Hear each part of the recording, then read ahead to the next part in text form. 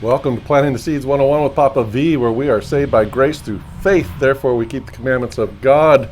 All right, please like, share, comment, and subscribe. And we are on day 286, reading Revelation 18, verse 15 and 16.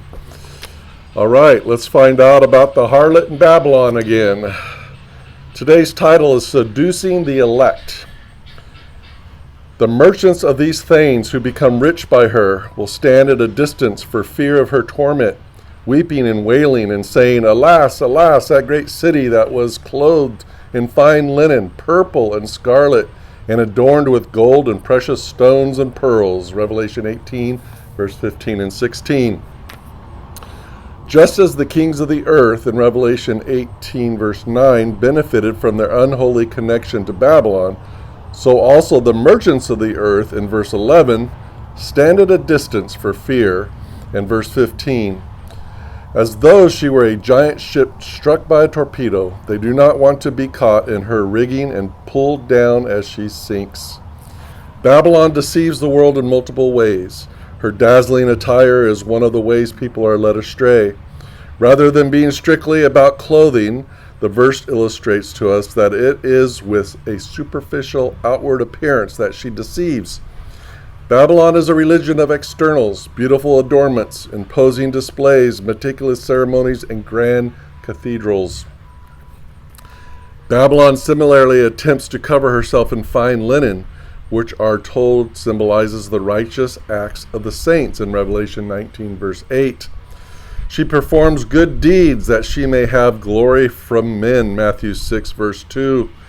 Sadly, these good deeds are only a disguise to conceal her inward corruption.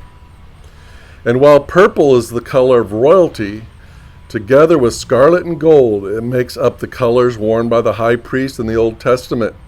Instructions for the high priest's garment state, they shall take the gold, blue, purple, and scarlet thread, and the fine linen, and they shall make the ephod of gold, blue, purple, and scarlet thread, and fine woven linen, artistically worked, Exodus 28, verse 5 and 6. She has taken it upon herself to erect a counterfeit priesthood. Yet Babylon lacks one important color of a priest of God, the color of the law. You shall have a tassel of blue, that you may look upon it and remember all the commandments of the Lord and do them, and that you may not follow the harlot to which your own heart and your own eyes are inclined. Numbers 15, verse 39. All right, all commandments, guys. All right, let's do this.